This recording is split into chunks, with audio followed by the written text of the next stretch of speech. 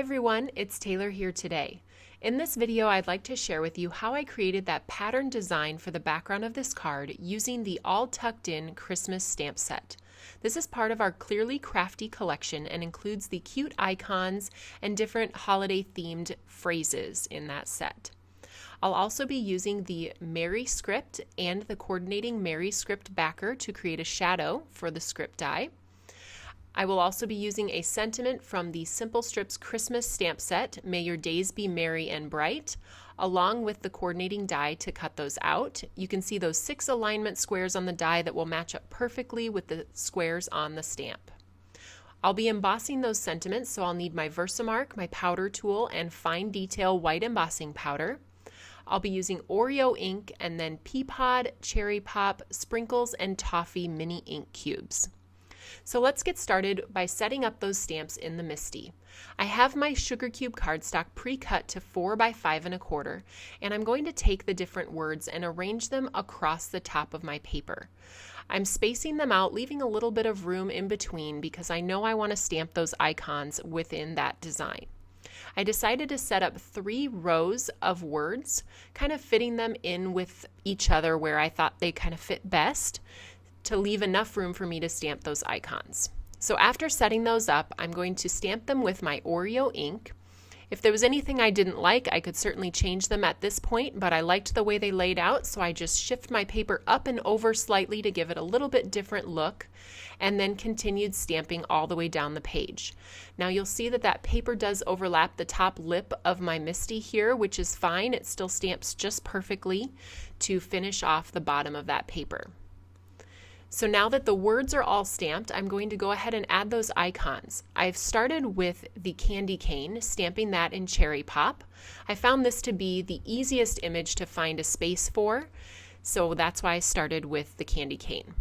Next, I went with the holly leaves in the Pea Pod ink, finding coordinating places for those to fit in.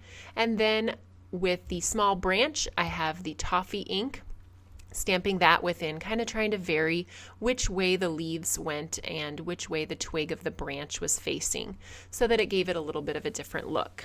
And then I finished with the Sprinkles ink and the small snowflake. Now sometimes when I want to add a little bit of extra dimension for a project, I will die cut a word multiple times and adhere them together.